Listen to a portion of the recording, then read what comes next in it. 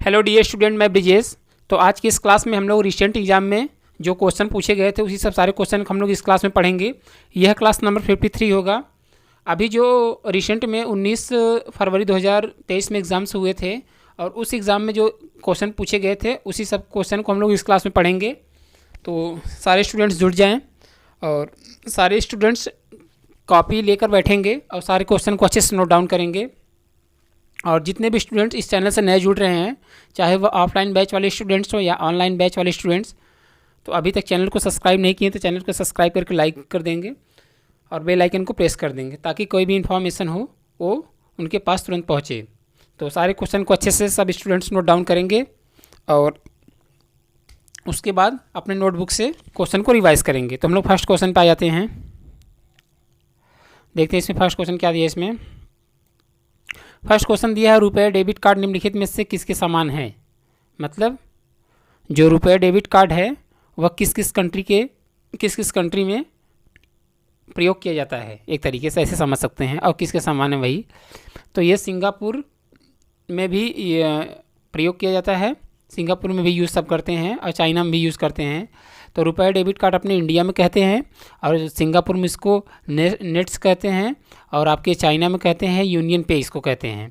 तो रुपये debit card को इंडिया में रुपये डेबिट कार्ड कहते हैं और सिंगापुर में इसे नेस्ट कहते हैं, नीट्स एक तरीके से पढ़ सकते हैं नेट्स, और चाइना में यूनियन पे कहते हैं।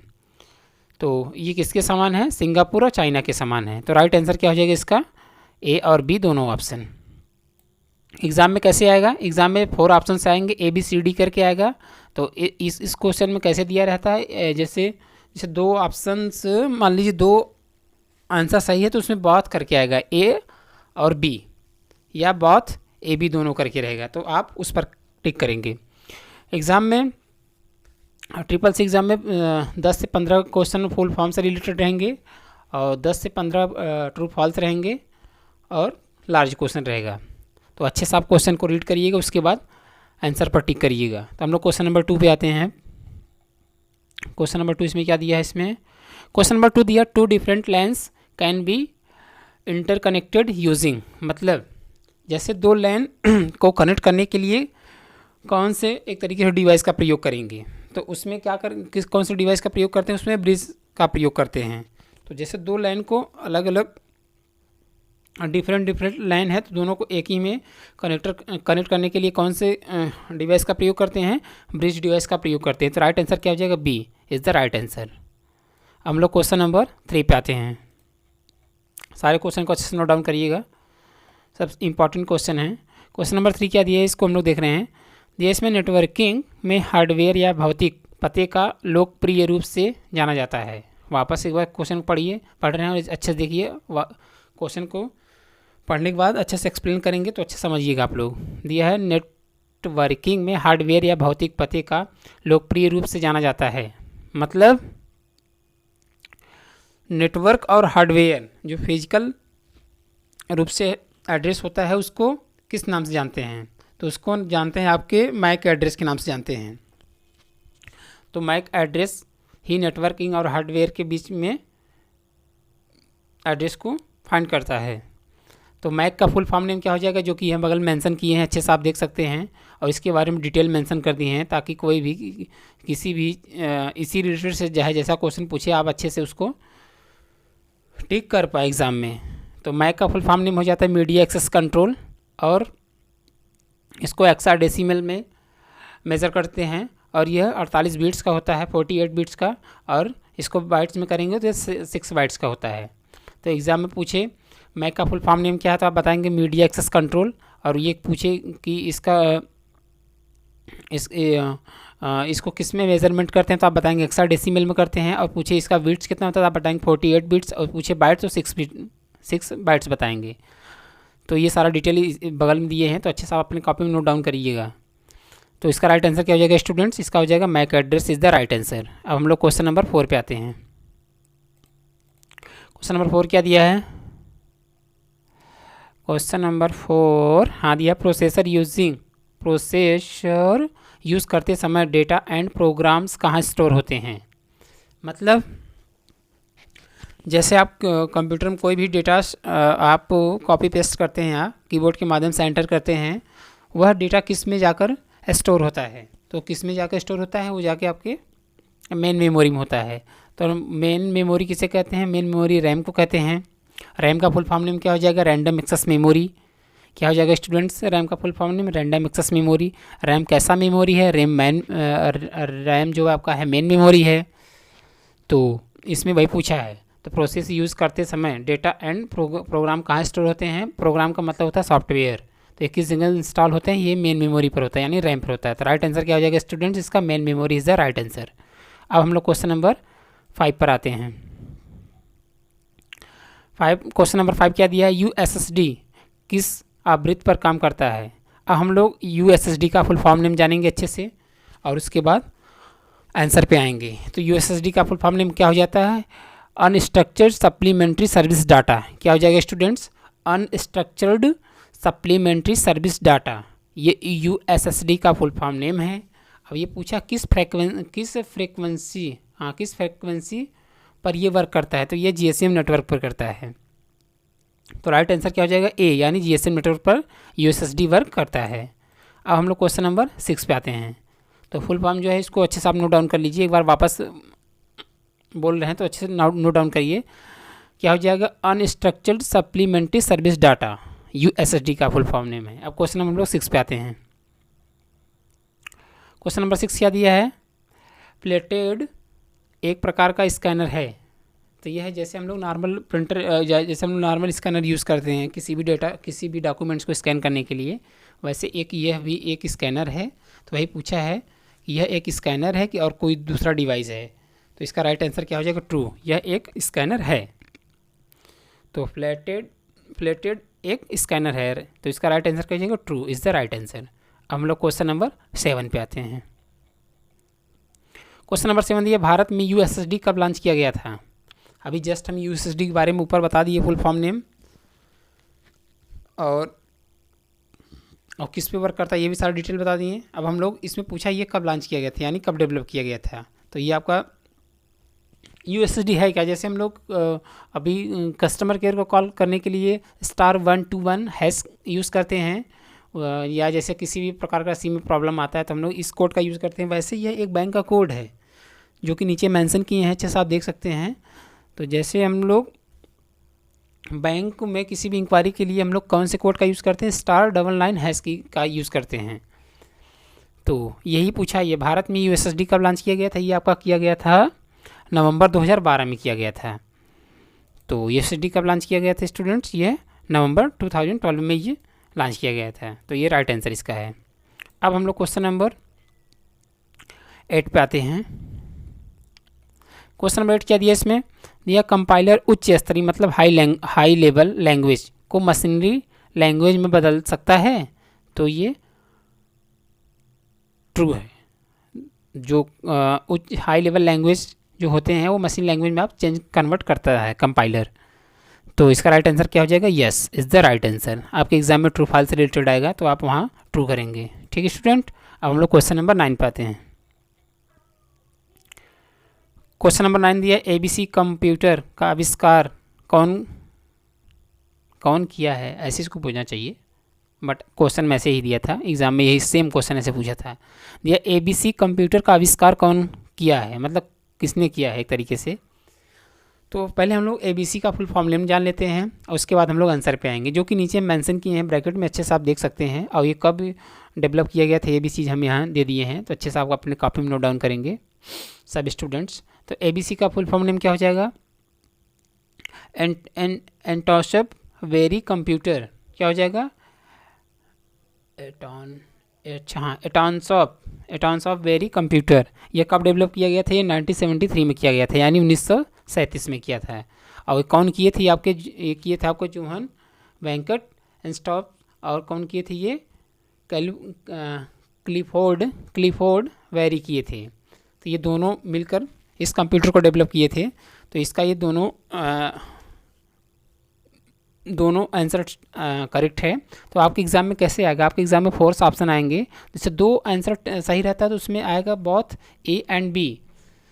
तो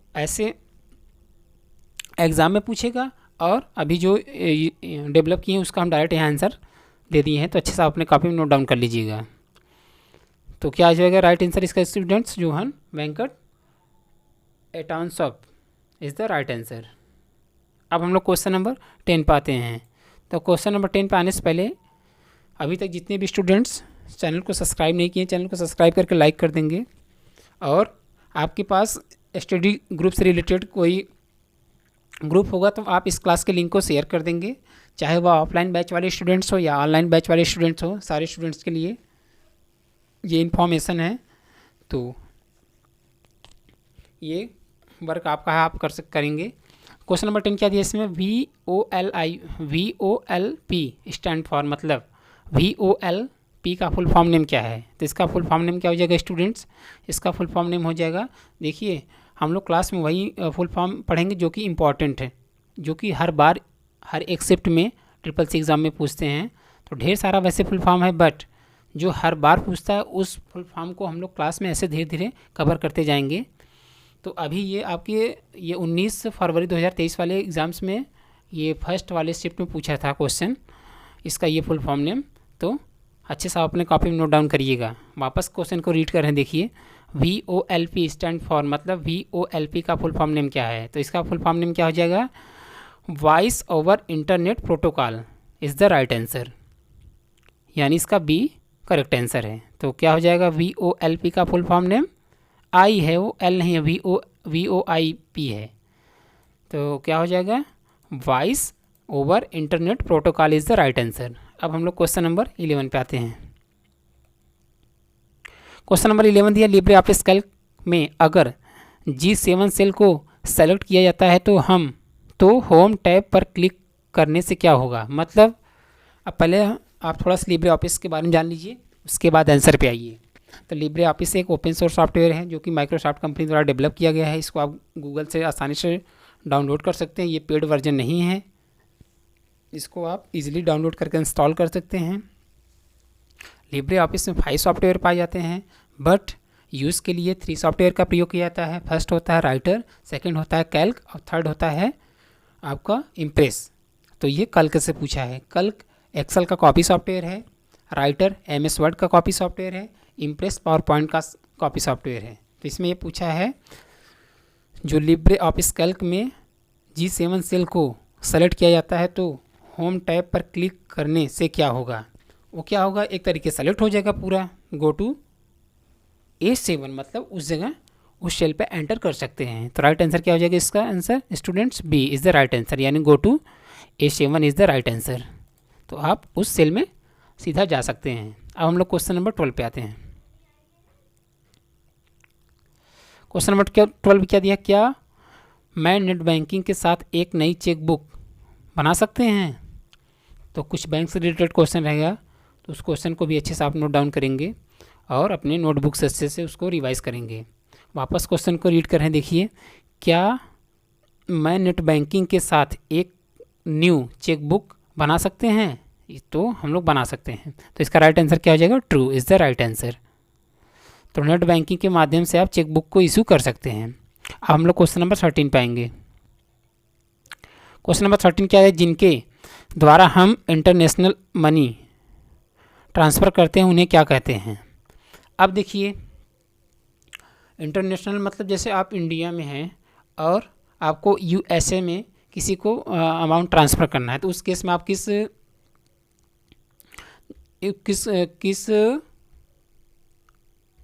एक तरीके से जैसे हम लोग जनरली हम लोग फ़ोन पे या गूगल पे के माध्यम से करते हैं, वैसे इसको क्या बोलेंगे यार, माइंड में क्लिक नहीं हो पा रहा है। वापस एक बार क्वेश्चन पढ़ रहे हैं, जिनके द्वारा हम इंटरनेशनल मनी ट्रांसफ़र करते हैं उन्हें क्या कहते हैं? तो यह एक तरीके से प्लेटफॉर्म नहीं बोलेंगे, दूसरा कुछ बोलेंगे, माइंड में क्लिक नहीं हो रहा है, बता देते। तो जैसे क्या मोड, पेमेंट मोड, हाँ, मतलब किस पेमेंट मोड का प्रयोग करेंगे? तो जैसे हमको 1 लाख के ऊपर जब अमाउंट ट्रांसफ़र करना होता है तो हम लोग वहाँ RTGS का प्रयोग करते हैं। तो 1 लाख के नीचे जो होता है वो जनरली आप फ़ोनपे गूगल पे के माध्यम से कर सकते हैं। और जब 1 लाख के ऊपर से 2 लाख हुआ, 5 लाख हुआ, इस टाइप के अमाउंट को आप दूसरे अकाउंट में ट्रांसफ़र करना चाहते हैं, तब उस केस में आप RTGS का यूज़ करेंगे। और RTGS का फुल फॉर्म नेम क्या हो जाता है? Real time gross settlement. तो RTGS का फुल फॉर्म नेम क्या हो जाएगा students? Real time gross settlement. और तो यह आपके स्टेट में प्रयोग किया जाता है। और जैसे इंटर स्टेट मतलब आप एक देश से दूसरे देश में अमाउंट को ट्रांसफ़र करना चाहते हैं, तो उस केस में आप स्विफ्ट का यूज़ करेंगे, स्विफ्ट पेमेंट मोड का यूज़ करेंगे। तो इस स्विफ्ट का फुल फॉर्म नेम क्या हो जाएगा, जो कि नीचे मेंशन ब्रैकेट में मेंशन कर दिए हैं, तो अच्छे से आप इसको देख सकते हैं। तो स्विफ्ट का फुल फॉर्म नेम हो जाएगा society for world wide financial telecommunication. क्या हो जाएगा स्टूडेंट स्विफ्ट का फुल फॉर्म नेम? ये एग्जाम में पूछता है, तो अच्छे से आप कापी में नोट डाउन करिएगा। Society for world wide financial telecommunication is, इसका ये स्विफ्ट का फुल फॉर्म नेम होगा। और इसका राइट आंसर क्या हो जाएगा? Swift is the right answer, यानी बी। तो स्विफ्ट के माध्यम से आप एक कंट्री से दूसरे कंट्री में अमाउंट्स को ट्रांसफ़र इजीली कर सकते हैं। अब हम लोग क्वेश्चन नंबर 14 पाते हैं। क्वेश्चन नंबर 14 दिया, माउस में लेफ्ट क्लिक करने मूव करने को क्या क्या कहते हैं? तो माउस के बारे में थोड़ा सा हम लोग डिटेल जान लेते हैं, उसके बाद हम लोग आंसर पे आएंगे। माउस एक क्या है? आपका इनपुट डिवाइस है। यह एक हार्डवेयर पार्ट्स के अंतर्गत आता है। माउस में 3 बटन्स होते हैं, एक राइट होता है, एक लेफ्ट बटन होता है, एक स्क्रॉल बार बटन होता है। स्क्रॉल बार के माध्यम से क्या कर सकते हैं? जैसे आपके डॉक्यूमेंट्स पेज में एक से अधिक पेज इंसर्ट है, तो आप एक पेज से दूसरे पेज पे मूव करके जा सकते हैं। और राइट बटन का क्या मतलब है? राइट बटन का मतलब होता है किसी भी आइकन को सेलेक्ट करना, या किसी भी फोल्डर या किसी भी फाइल्स को सेलेक्ट करना। और लेफ्ट बटन का यूज होता है उस फाइल्स को एक तरीके से ओपन करना। तो इसमें पूछा क्या, माउस में लेफ्ट क्लिक करके मूव करने को क्या कहते हैं? तो उसको क्या कहते हैं? ड्रैग एंड ड्रॉप कहते हैं। तो राइट आंसर क्या हो जाएगा? बी। तो drag and drop is the right answer. अब हम लोग क्वेश्चन नंबर 15 पे आते हैं। क्वेश्चन नंबर 50 पे आने से पहले एक छोटी सी रिक्वेस्ट है, ऑफलाइन ऑनलाइन स्टूडेंट दोनों लोग से, चाहे वो गर्ल्स हो जाए या बॉयज़, तो अभी तक आप लोग चैनल को सब्सक्राइब नहीं किए, चैनल को सब्सक्राइब कर लीजिए और बेल आइकन को प्रेस कर दीजिए, ताकि कोई भी इन्फॉर्मेशन हो वो आपके पास तुरंत पहुँचे। तो अभी तक हमारे सारे स्टूडेंट्स ने इस चैनल को ग्रोथ करने में सब हेल्प्स किए हैं, तो ऐसे आप धीरे धीरे करेंगे तो हम लोग 1000 पहुँच जाएंगे। अभी हम लोग कितना है? 517 हैं प्रेजेंट टाइम में। तो सब स्टूडेंट्स इस बार अभी तक जितने भी उनके पास फ्रेंड्स हैं सबको इस क्लास के लिंक को शेयर कर देंगे। और थोड़ा से आप अपने फ्रेंड्स से बोल दीजिए कि इस चैनल को सब्सक्राइब कर लें, और हम लोग धीरे धीरे 1000 तक पहुंच जाएंगे। क्वेश्चन को वापस हम पढ़ रहे हैं, रीड कर रहे हैं। देखिए, यह किस मेन्यू में फ़ॉन्ट कलर चेंज होता है? मतलब पूछा है कौन से मेन्यू के अंतर्गत फ़ॉन्ट कलर को आप चेंज कर सकते हैं टाइप किए गए टेक्स्ट को। जैसे by default black and white में टेक्स्ट होता है, पेज वाइट होता है, टेक्स्ट ब्लैक कलर में होता है। और इसमें पूछा है किस मेन्यू के माध्यम से आप कलर को चेंज कर सकते हैं। तो ये किसके अंतर्गत चेंज कर सकते हैं स्टूडेंट? फॉर्मेट मेन्यू के अंतर्गत आप कलर को चेंज कर सकते हैं। तो राइट आंसर क्या हो जाएगा? Format menu is the right answer. अब हम लोग क्वेश्चन नंबर 16 पर जाते हैं। क्वेश्चन नंबर 16 क्या दिया है? प्रयोग क्या है? कुछ ऐसे क्वेश्चन आएंगे जो कि आपको कंप्यूटर्स थोड़ा हट के रिलेटेड रहेगा, तो अच्छे से आप अपने कॉपी में नोट डाउन करेंगे। जैसे कुछ योजना से क्वेश्चन आ जाते हैं, कुछ आप जैसे कभी सुने नहीं होंगे वैसा क्वेश्चन भी आता है इसमें। तो जैसे जो इस टाइप का क्वेश्चन रहेगा ना, तो इसको आप अपने कॉपी में अच्छे से नोट डाउन करिएगा, उसको बार बार थोड़ा सा रिवाइज करके माइंड में रिमाइंड करके रखिएगा। वापस क्वेश्चन को रीड करें। देखिए, दिया है प्रयोग क्या है? तो यह क्या है? यह एक प्रोग्राम तो नहीं होगा, वर्चुअल फाइल सिस्टम। हाँ, यह एक फाइल है, एक तरीके से प्रोग्राम सॉफ्टवेयर नहीं है ये। तो राइट आंसर क्या हो जाएगा? Virtual file system is the right answer. तो प्रयोग क्या है? एक वर्चुअल फाइल सिस्टम है। अब हम लोग क्वेश्चन नंबर 17 पे आते हैं। क्वेश्चन नंबर 17 दिया, लिब्रे ऑफिस कैल्क में डिफ़ॉल्ट रूप से रो एंड कॉलम की संख्या कितनी होती है? ये इंपॉर्टेंट क्वेश्चन है, ये वेरी इंपॉर्टेंट क्वेश्चन है। तो अच्छे से आप अपने कॉपी में नोट डाउन करिएगा, और अच्छे से भी आप जितना हम ऑप्शन एक्सप्लेन कर रहे हैं तो अच्छे से उसको समझिएगा। तो लिब्रे ऑफिस कैल्क में पूछा है डिफ़ॉल्ट रूप से रो एंड कॉलम की संख्या कितनी होती है? तो आपकी एक्सेल में होता है 10 लाख 48,576 वो आपकी रो की संख्या होता है, और कॉलम की हो जाता है 16,384, यानी 16,384। तो एक्सेल में कितना होता है? एक्सेल में होता है आपका, ये नीचे मेंशन किए हैं अच्छे देखिए, ये एक्सेल का है और ऊपर ये लिब्रे ऑफिस कैल्क का है। तो एक्सेल में होता है 10,48,576, ये आपका हो जाता है रो की संख्या, और कॉलम की संख्या हो जाता है 16,384। और रोमन में देखेंगे तो वो आएगा XFD करके आएगा, तो XFD को ही 16,384 कहते हैं। ये कॉलम की संख्या है और इधर रो की संख्या है। अब आप अपने कैल्क में आ जाइए। कैल्क में क्या पूछा है? कैल्क में ये भी यही पूछा है, रो एंड कॉलम की संख्या है। तो इसमें कितना होता है? 10,48,576। कॉलम रो की संख्या तो सेम है, बट कॉलम की संख्या इसमें चेंज है। और कॉलम की संख्या क्या हो जाएगा? 1024। तो कैल्क में कॉलम की संख्या कितना हो जाएगा स्टूडेंट? 1024, और रो की संख्या 10,48,576। और इसका रोमन में क्या हो जाएगा? AMJ को ही 1024 कहते हैं। तो इसका राइट आंसर क्या हो जाएगा? ए, यानी 10,48,576 और 1024 column is the right answer. अब हम लोग क्वेश्चन नंबर 18 पे आते हैं। क्वेश्चन नंबर 18 क्या दिया? एक खाली लाइन को पैराग्राफ कहा जाता है, तो क्या इसे एक खाली पैराग्राफ भी कहा जा सकता है? मतलब वापस क्वेश्चन को रीड करें, देखिए। एक खाली मतलब ब्लैंक लाइंस को पैराग्राफ कहा जाता है, ठीक। तो क्या इसे एक खाली पैराग्राफ भी कहा जा सकता है? ट्रू। तो इसका राइट आंसर क्या हो जाएगा? ट्रू। अब क्यों ट्रू हुआ इसके बारे में थोड़ा सा एक्सप्लेन कर रहे हैं, तो अच्छे से आप देख लीजिए। जैसे कोई आप मान लीजिए MS वर्ड ओपन किए हुए हैं, अब उसमें कुछ भी जब टेक्स्ट लिखते हैं तो आप लोग पैराग्राफ तब का बोलते हैं उसको, बट आप स्पेस बटन कंटिन्यू प्रेस किए रहिए। जब हम लोग स्पेस बटन प्रेस किए रहते हैं, जो स्पेस करके आगे माउस पॉइंटर जाता है, यानी टेक्स्ट पॉइंटर जाता है, तो वह एक पैराग्राफ को मेंटेन करते हुए जाता है।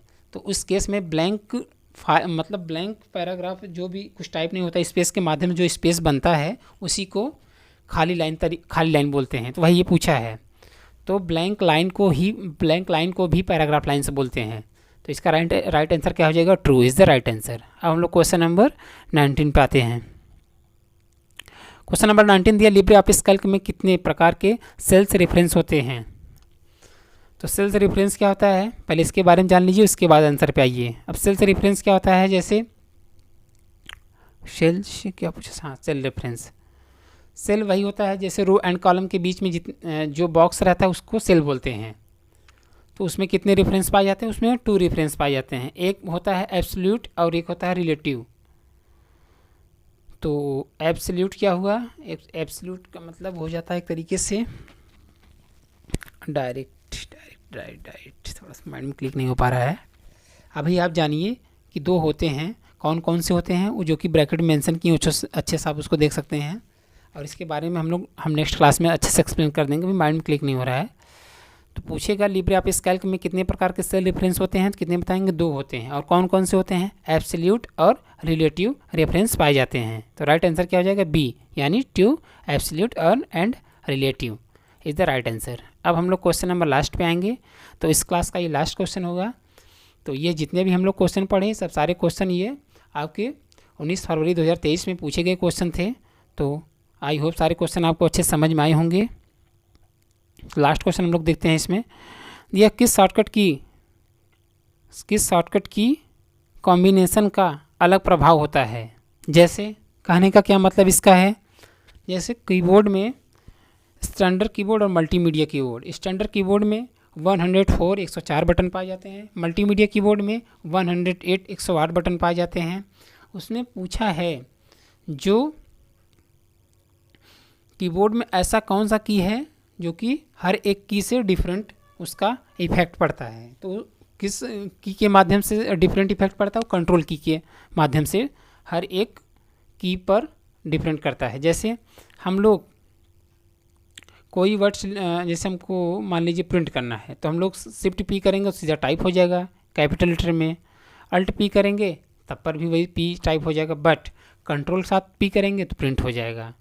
और सिंपल हम लोग शिफ्ट के साथ सी करेंगे तो कैपिटल सी आएगा, या अल्ट के साथ सी करेंगे तब पर भी सी आएगा, बट कंट्रोल के साथ सी करेंगे तो कॉपी हो जाएगा टेक्स्ट। तो वही इसका ये डिफरेंट टाइप का प्रभाव डिफरेंट टाइप का इफेक्ट डालता है। तो इसका क्या हो जाएगा, इसका आंसर क्या हो जाएगा, कंट्रोल की इज़ द राइट आंसर।